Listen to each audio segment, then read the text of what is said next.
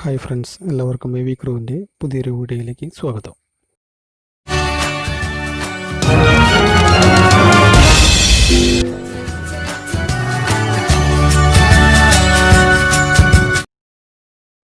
ഇഞ്ചിയും വെളുത്തുള്ളിയും ചെറുനാരങ്ങയും ഉപയോഗിച്ച് കഫക്കെട്ടിനെ പൂർണ്ണമായും എങ്ങനെ ഒഴിവാക്കാമെന്ന് നമുക്കൊന്ന് നോക്കാം.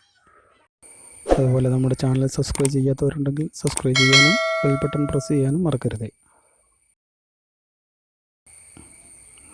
നമ്മളിവിടെ ചെറിയൊരു കഷ്ണം ഇഞ്ചിയാണ് എടുക്കുന്നത്. ഒരു ഇഞ്ചി ഇത്രയും മതി. ചെറിയൊരു കഷ്ണം ഇഞ്ചിയും ഒരു 5-6-8 അല്ലിയോളം വെളുത്തുള്ളിയും അതുപോലെ ഒരു ചെറുനാരങ്ങ. ഇതിന് നമ്മൾ എങ്ങനെയാണ് ഉപയോഗിക്കേണ്ടതെന്ന് പറഞ്ഞുതരാം. ചെറുനാരങ്ങ നമുക്ക് ഒരു 1/4 ഭാഗം മതി, ഇതിൻ്റെ ഒരു 1/4 ഭാഗത്തോളം മതി. ഇഞ്ചിയെല്ലാം നല്ലപോലെ വൃത്തിയാക്കിയിട്ട് ഈ വെളുത്തുള്ളി നമ്മൾ നടുക്ക് പൊളിച്ച് വെച്ചതാണ്. ഇത് നമ്മൾ നല്ലപോലെ മിക്സിയിലിട്ടിട്ട് അടിച്ചെടുക്കണം. ഇത് എങ്ങനെയാണ് കഴിക്കേണ്ടതെന്ന് ഞാൻ ഈ വീഡിയോയുടെ അവസാനം പറയുന്നുണ്ട്. അതുകൊണ്ട് തന്നെ വീഡിയോ സ്കിപ്പ് ചെയ്യാതെ മുഴുവനായിട്ടും കാണാൻ ശ്രമിക്കുക. ഇതിപ്പോൾ നമ്മളെല്ലാം കൂടെ അടിച്ചെടുത്തിരിക്കുകയാണ്. അധികം പേസ്റ്റൊന്നും ആവണ്ട, ഒന്ന് ചതച്ചെടുത്താൽ മതി. ഇനി നമ്മൾ ഒരു ഗ്ലാസ് ശുദ്ധമായ പച്ചവെള്ളമാണ് ഇതിനകത്ത് ഉപയോഗിക്കുന്നത്. ഇതിലാണ് നമ്മളിത് ഉണ്ടാക്കുന്നത്. അപ്പോൾ എല്ലാം കൂടെ ഒന്ന് കഴുകിയിട്ടെടുക്കുക. ജാറെല്ലാം കഴുകിയിട്ട് നല്ലപോലെ എടുക്കുക. ഇനി നമ്മൾ ഈ വെള്ളം തിളപ്പിക്കാൻ വെച്ചിരിക്കുകയാണ്. ഇതിലേക്ക് നമുക്ക് എല്ലാം കൂടെ ആഡ് ചെയ്യാം. അതോടൊപ്പം തന്നെ നമ്മൾ ഇതിനകത്ത് ഉപയോഗിച്ചിരിക്കുന്നത് വെളുത്തുള്ളിയാണ്. വെളുത്തുള്ളി ഗ്യാസ് ട്രബിളിനൊക്കെ വളരെ നല്ലൊരു മരുന്നാണ്. അതുപോലെ ചെവി വേദനയ്ക്ക് വെളുത്തുള്ളി നീര് ഉപയോഗിക്കുന്നുണ്ട്. തുടർച്ചയായി വെളുത്തുള്ളി കഴിക്കുന്നത് അമിതമായ രക്തസമ്മർദ്ദം കുറയ്ക്കുമെന്നും പറയപ്പെടുന്നുണ്ട്.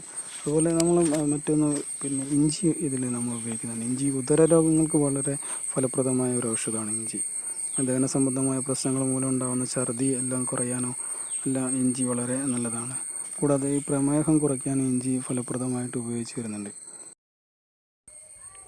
നമ്മളിപ്പോൾ ഒരു ഗ്ലാസ് വെള്ളത്തിലാണ് ഇത് വെച്ചിരിക്കുന്നത്.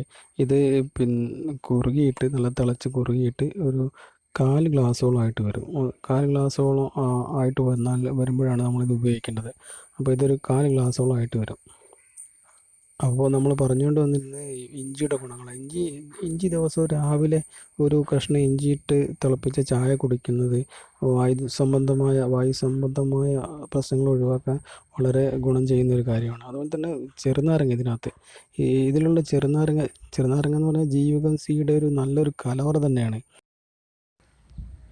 മോണവീക്കവും വേദനയും ഈ രക്തസ്രാവവും സന്ധിവാതവും വായുനാറ്റവും പല്ലു ദ്രവിക്കലും ഒക്കെ ജീവകം സിയുടെ അഭാവത്തിൻ്റെ ലക്ഷണമാണ്. അപ്പോൾ ഇത് തിളച്ച് കുറുകി വന്നിട്ടുണ്ട്. ഏകദേശം അര ഗ്ലാസ് 1/4 ഗ്ലാസോളായി വന്നിട്ടുണ്ട്. ഈ പരുവത്തിലാണ് നമ്മൾ ഇത് എടുക്കേണ്ടത്. ഇത്രേ നമുക്ക് ആവശ്യം. നല്ല ഒരു ഗ്ലാസ് വെള്ളം നമ്മൾ നല്ലപോലെ സത്തായിട്ട് മാറിയിട്ടുണ്ട്. 1/4 ഗ്ലാസോളായിട്ടുണ്ട്. ശരിക്കും ഇനി നമുക്കിത് തീ ഓഫ് ചെയ്തിട്ടെടുക്കാം. ഞാനിത് ഉണ്ടാക്കി കഴിച്ച് എനിക്ക് അതിൻ്റെ പൂർണ്ണമായും ഫലം കിട്ടിയിട്ടുണ്ടെന്ന് തന്നെ പറയാം. അതുപോലെ നമ്മളിത് കഴിക്കുന്ന ദിവസങ്ങളിൽ ചായ കാപ്പി എല്ലാം ഒഴിവാക്കുന്നത് വളരെ നല്ലതാണ്. ആഴ്ചയിൽ ഒന്നിടവിട്ടുള്ള ദിവസങ്ങൾ കഴിച്ചിട്ട് ഒരു 3 ദിവസമായിട്ട് കഴിച്ചാൽ മതി.